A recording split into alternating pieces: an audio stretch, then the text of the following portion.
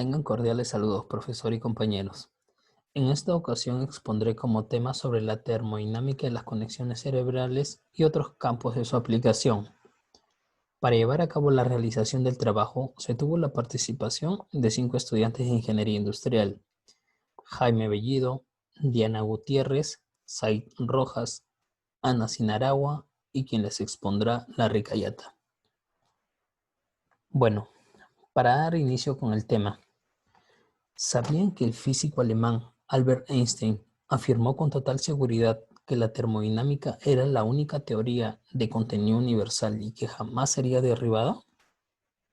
Esto ocurría porque le atraía su sencillez, como lo menciona en sus notas autobiográficas por el año 1949, en donde se puede mencionar una de sus frases: una teoría es tanto más impresionante cuanto mayor sea la simplicidad de sus premisas, cuanta más clases de cosas se explique y cuanta más extensa sea su área de aplicación. Esta frase incluso puede sonar muy atrevida para el profesor Einstein, pero de este modo pone en evidencia su fascinación que siempre le había causado la termodinámica y la teoría cuántica. Pero para no desviarnos del tema, ¿quién no ha oído hablar alguna vez de las leyes de la termodinámica? Teniendo como antecedente que su origen histórico partió con el estudio de la eficiencia en los primeros motores y máquinas térmicas, que al pasar el tiempo sus leyes hicieron posible modelizar el comportamiento macroscópico de todo sistema, es decir, desde los gases y materiales ferromagnéticos hasta los superconductores o agujeros negros. Entonces, gracias a la existencia de la termodinámica, es que surgen estudios para comprobar en qué ciencias o campos guarda relación esta. Un ejemplo claro es el de un grupo de investigadores de Buenos Aires y Frankfurt, que se inspiraron en esta teoría universal para describir uno de los sistemas más complejos. Nos referimos al cerebro humano. Esto lleva a cuestionarnos al cómo lo hicieron, pues en dicho estudio mencionan que fue mediante el estudio con imágenes por medio de la resonancia magnética funcional. Quiere decir, cuando el cerebro de una persona sana se encuentra en reposo, su actividad basal se organiza en regiones espaciales bien diferenciadas. Cuando ellos hablan de basal, se refieren al nivel de actividad de una función orgánica durante el reposo y el ayuno. Estas redes neuronales están asociadas a regiones que desempeñan tareas cognitivas, sensoriales o motoras. Otro punto importante a considerar son los fenómenos más estudiados en termodinámica. Hablamos de las transiciones de fase. Esto pasa cuando algunas propiedades de un sistema físico cambian abruptamente. Se dice también que un cambio de fase se origina cuando cierto parámetro de control alcanza un valor crítico. A su vez, cuando un sistema físico se halla muy cerca de su punto crítico, es que aparecen todo tipo de propiedades fascinantes.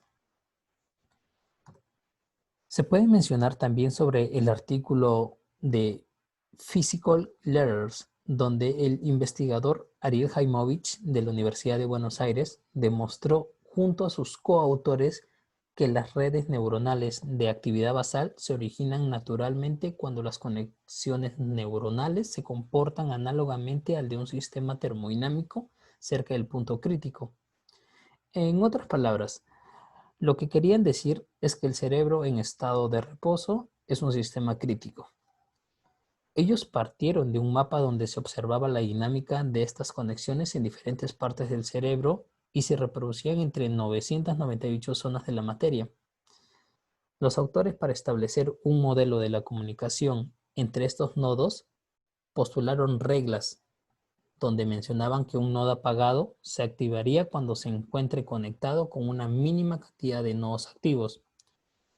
Ese estímulo vecinal mínimo, donde una zona necesitaba pasar de un estado a otro, quedaba codificado por un parámetro de umbral, denominado por la letra T. Asimismo, cuando hablo de umbral, se debe saber qué es la actividad mínima de señal que ha de estar presente para ser registrada por un sistema. Conociendo ese significado, Entonces, los autores nos explican que ese parámetro de umbral T sirve como un parámetro de control. O sea, si era muy bajo, el patrón de la actividad era muy dispersa y desorganizada, ya que las zonas del cerebro se activaban fácilmente. En caso contrario, es decir, si era muy elevado, el órgano quedaba apagado al no comunicarse en las regiones neuronales y así suprimirse casi por completo. También menciona que existe el TC, el cual es un valor crítico, es decir, es una transición de fase entre los dos regímenes. De esta forma es como se creó el modelo dinámico de Haymovich y sus colaboradores, donde codificaron la estructura con el funcionamiento global del cerebro. Así como se ha identificado la relación de la termodinámica con las conexiones cerebrales, no será el único campo que podemos presenciar como ejemplos.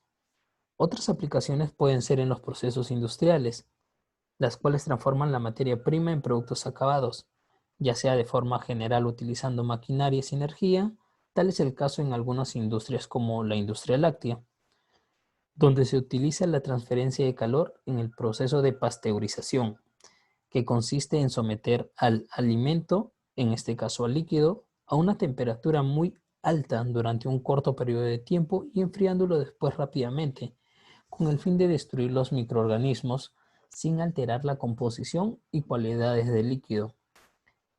Este proceso de pasteurización se da, por ejemplo, en la fabricación de quesos, leches, mantequillas, entre otros. La industria siderúrgica se centra sobre las altas temperaturas de los hornos, quienes causan la fusión de diversas sustancias, permitiendo su combinación y produciendo diferentes tipos de acero.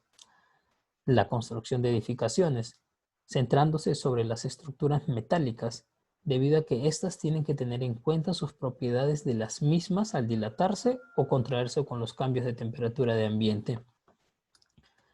Por otro lado, la construcción de maquinarias, enfocados en el estudio de los cambios de fase de las diferentes sustancias en la construcción de máquinas térmicas, como los motores que funcionen con combustibles y refrigeradores. La industria petrolera. Es necesario que conozcan ellos la transferencia de calor cuando perforan los pozos, ya que la perforación debe ser constantemente ubicada, porque la fricción de la perforadora con las rocas puede llegar a dañar la estructura de que se está perforando e incluso podría llegar a colapsar. Finalizando como conclusiones, podemos decir entonces que las leyes de la termodinámica nos ayudan con el funcionamiento de sistemas más complejos que el de una máquina de vapor. También que los fenómenos más artificiosos son en la termodinámica las transiciones de fase, así como el modelo dinámico postulado por Haymovich y sus colaboradores, quienes codificaron cualquier aspecto importante de la interacción entre la composición, refiriéndose al mapa de las conexiones neuronales sobre el manejo universal del cerebro. Y por último, que la termodinámica es relevante para que se lleven a cabo continuamente los procesos de las industrias, como las que se mencionaron, y entre otras más. Espero haya podido ser de agrado lo expuesto sobre la termodinámica y sus aplicaciones en los campos mencionados. Gracias por su atención.